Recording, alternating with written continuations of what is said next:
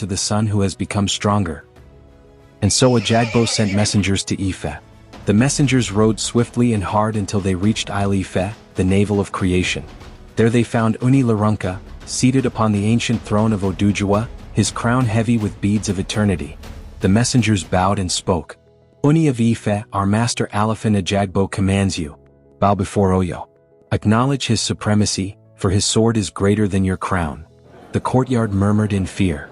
Some chiefs whispered, Oyo's cavalry is fierce. Better to bend than to break. But the Ooni rose slowly. His voice was calm, but it struck like thunder. Go back to Ajagbo and tell him this. A river may grow wider than its spring, but it cannot deny the source from which it began. The crown he wears was born here. I am not the king of warriors. I am the king of beginnings. And no sword has ever slain its own father.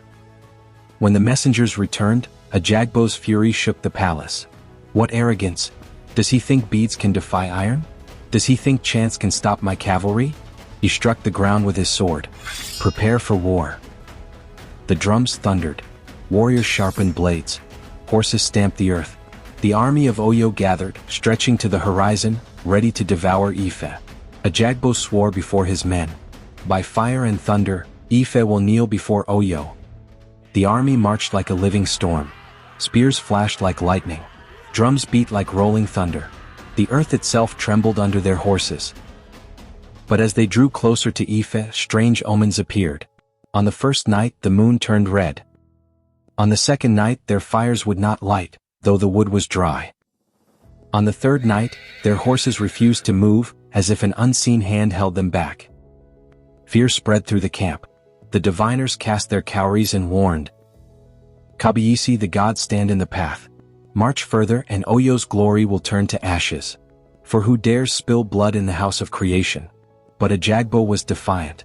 I am Alaafin. The lion does not fear shadows. If the gods stand in my way, let them face my iron.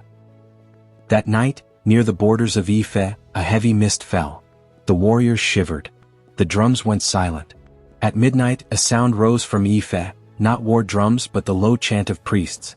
The earth shook, and in the heart of the mist, a figure appeared. Tall, crowned in beads, eyes like blazing stars.